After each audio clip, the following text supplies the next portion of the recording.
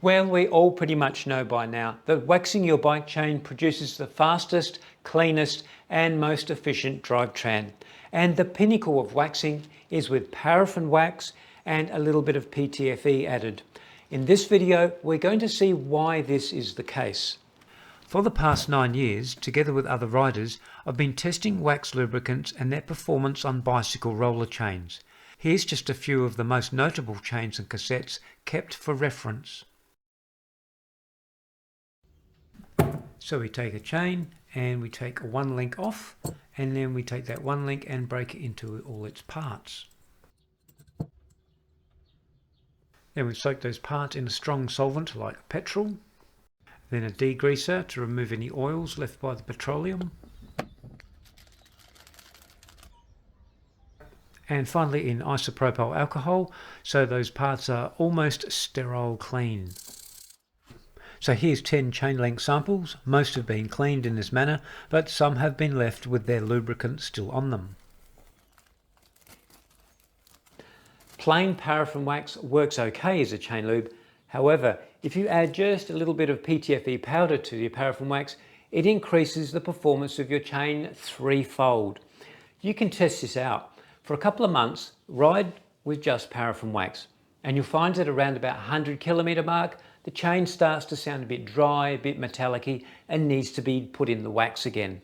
However, if you add a bit of the PTFE powder to the mix, it increases the life threefold. So you'll get 300 kilometres before you need to re-wax your chain. Not only that, it'll extend the life of your chain to 15 or 16,000 kilometres before you need to replace it. Also, it extends the life of your cassette. Because your chain looks after your cassette, you'll get up to 40,000, 45,000-ish kilometres from one cassette. That's right, you'll go through 3 chains to one cassette. That'll save you a lot of money and there's a lot of increase in performance. And this is how it works. So this is a microscope. It magnifies up to 2,000 times. And we can take the samples of the links that we've taken apart. Here's a whole heap of samples here, from new chains to rusty chains to old ones to different sort of lubricants we've used, as well as the PTFE, of course. So this will help us get a good idea of what's happening to the surface of the moving parts inside the chain. And this one here, we can record video and camera shots, and we can zoom in even closer. So let's have a look at some of our samples and see what it tells us. So here are the 4 main parts of the chain that we're going to look at: the outer plate, the inner plate, the pin and the roller. Firstly, let's have a look at the parts of a brand new chain. That'll give us a reference to go by. So first of all, we're going to look at the inner plate. And although there's 2 sides to the plate, we're going to look at the surface that's facing the roller. First up, you might notice it looks like an audio record with those close concentric lines, which is the machining finish from the factory. And just like the audio record lines, close up, they're actually valleys and peaks. We can see these lines clearly because the surface is clean and not worn. Magnified 2,000 times, surface corrosion becomes obvious. This is because once a chain has been stripped of any protectant, in this case oil, the metal begins reacting with the air. Next, the outer plate, and we'll be looking at this surface. No lines like a record, it's flat with a metallic look to it. Notice these cracks. They're formed by the pin being forced through the hole with a very tight fit. We'll find out more about these cracks later in this video. So again, the surface is clean with no signs of wear except for those cracks. Over to the pin. Clean, shiny, smooth and metallic looking. And again, no signs of wear because it's a brand new chain and never been used. 2,000 times magnified. There's one end of the pin. Being a brand new chain, unridden, there are no wear marks from the roller as yet. And lastly, the roller, which is sandwiched between two inner plates. So we'll look at the outside surface as well as the inside surface. The outside surface of the roller, which rubs against the inner plate, has a clean and smooth metallic look to it. And of course, no signs of wear. The inside of the roller, awkward to get a view. With the microscope, had to tilt the roller 45 degrees to get any sort of view at all. So it's rather raw and rough looking, and it has a centre line running around its circumference. And some rust readily occurring here more so than on the outer surface. A brand new chain comes pre-lubricated with a thick oil known as packing grease. Here you can see the lube inside the chain on the inner plate. It's shiny, clean and allows the chain to function quite efficiently. However, as soon as you start riding your bike, dust, road grime and general debris sticks to this oily lubricant on the outside of your chain. As oil is viscous, over time the debris makes its way inside the workings of your chain links. Thanks to your leg power, as you pedal, this debris gets ground into smaller and smaller particles, as even more debris keeps coming into your chain's workings. Then before you know it, the nicely lubricated inner workings of your chain looks like this. No matter how clean you try and keep your oiled chain on the outside, the build-up of encrusted debris on the inside of your chain wears the chain very quickly. Not to mention the high friction it presents and the mess it makes when you attempt to clean your drivetrain. So this is the end of the era of the oiled bicycle chain. Next, these links are from a chain that has been treated with molybdenum disulfide and paraffin wax. It's by Molten Speed Wax, and this chain lasted around about 4,600 kilometers. So let's have a look at these. Firstly, you can see the factory machining lines, like an audio record, remember? But now they have quite a lot of pitting and scratches on them. Secondly, despite the pitting and scratching physical marks, the surface is very clean, shiny, silvery and metal in appearance. And this is the roller. It shows some wear, but is also very clean.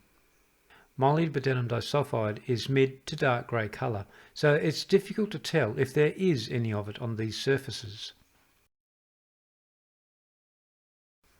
The pin.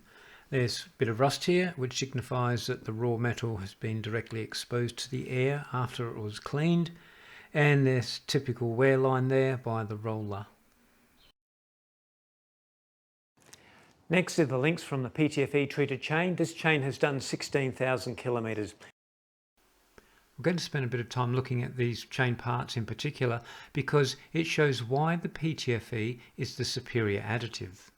First thing you might notice is although the surface looks clean, it doesn't show the factory machining lines very well at all. It does have that metallic look about it, but it also has a lot of milky white blotches on it and even a general unclear haze over it. I'm not referring to this chunk of white or even this large patch here. Even if these are undissolved wax, why does the wax come off other non-PTFE treated chains but won't dissolve out of the PTFE treated ones?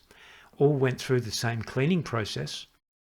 These white blotches are also present in all PTFE treated chains, from road bike, mountain bike and gravel bike, whether they're my chains or from other riders.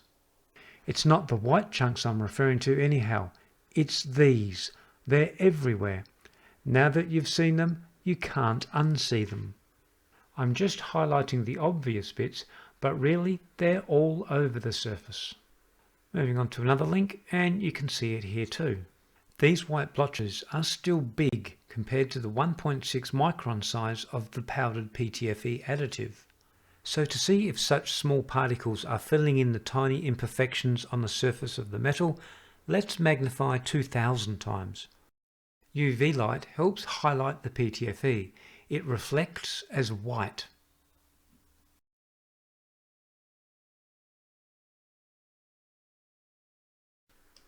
Another example.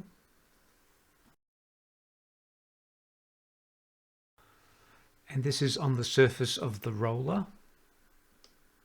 And even on the smooth surface of the pin. Ignore the lens flaring on the left-hand side.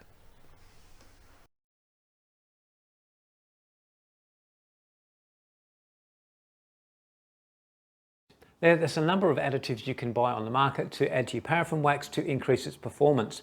Some of them I've tried, like tungsten disulfide, graphite, molybdenum disulfide.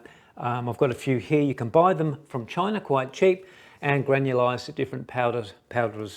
Now the thing I found most was all of them still left marks on whatever they touch. You can end up with dark grey marks on your clothes, the back of your leg, in your car, if you put your bike in your car, etc. When you change your wheel, when you turn to puncture, things like that, it still gets on your hand. It's still dirty. Oh dear. All good? Bugger. And the worst one was graphite, and then it went down from molybdenum disulfide and then tungsten disulfide. It wasn't too bad, but it still left marks. The other thing is, none of these additives that I tested throughout the years could get the chain longevity over 6,500 kilometers. The maximum was the tungsten disulfide. That did get to the 6.5. Molybdenum disulfide was around about the 4.5, 4.3, I think, or more 4.6 from memory. And graphite was about the same. So none of these additives could match the chain life of PTFE that so many riders have now experienced, 16,000 plus kilometers. Now PTFE is also very chemical resistant. It's almost inert. And the other thing is, once it gets into the crevices and cracks of the imperfections on a metal or surface, it's very stubborn. It doesn't want to come out. So just to demonstrate that, this is a stainless steel dental pick, very sharp at the end. I've got myself a few times and it drew blood. So what I'm going to show you, this is our cleaned PTFE chain, and as you can see here, we've got some PTFE evidence on the surface, and I'm going to attempt to scratch it out with this dental pick.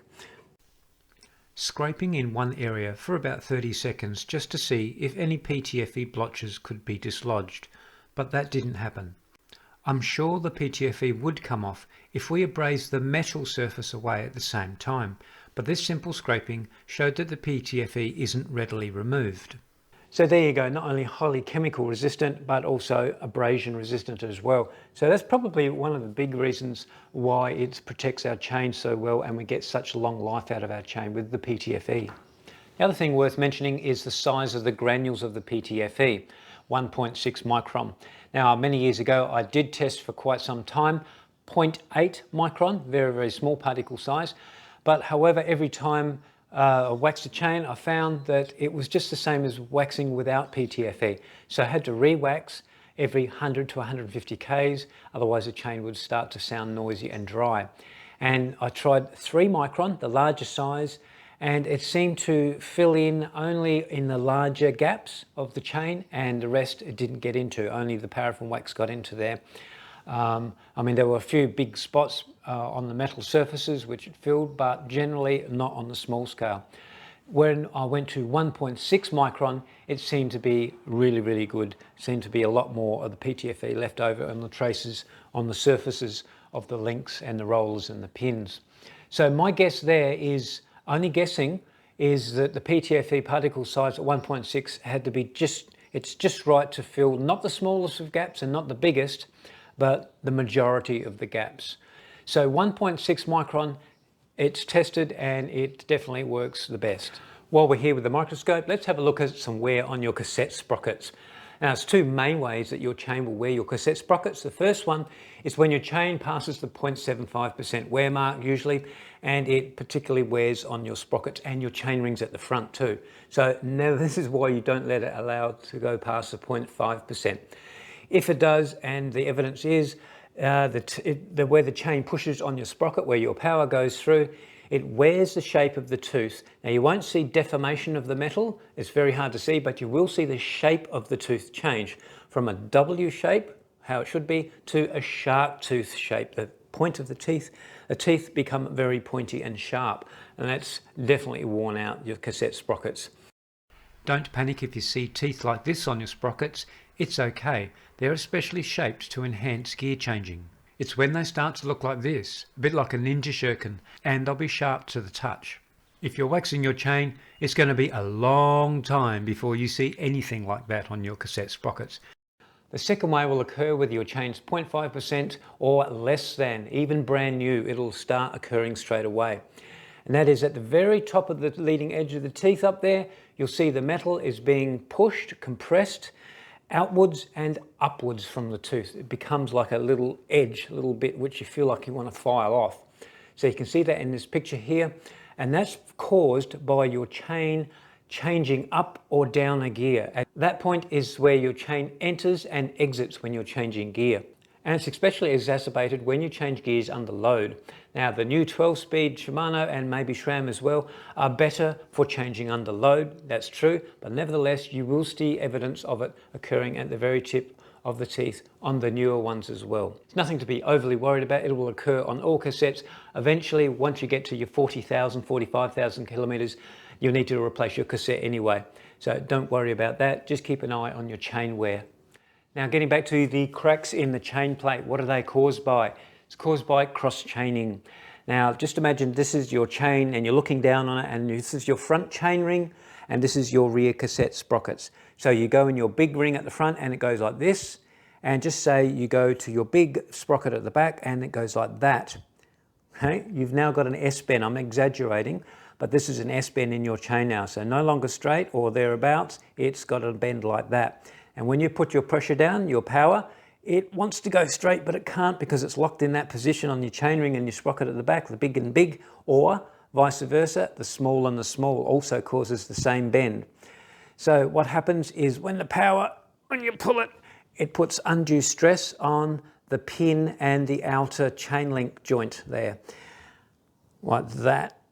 If you try and pull it straight, of course, there's nothing like the pressure of your legs on the power, and it causes huge amount of stress on those links at that point, and it causes cracks to form. It leads to irreversible damage, as you can see. Now the two main effects are your gears won't be as quick changing, they'll be a bit sluggish when you change, and the second one is the most notable one. At some point your chain at the weakest point is going to snap. It's just going to break, that pin is going to give way on one of the plates and it's going to come apart.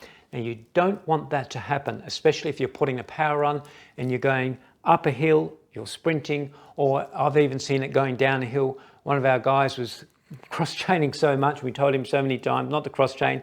His chain eventually broke going downhill. So his chain broken, two ends like this, swaying in the wind, and just as well he was on the big chain ring at the front and the small sprocket at the back. That kept it away from the back wheel, because if it got caught in the back wheel, it could have caused a serious accident.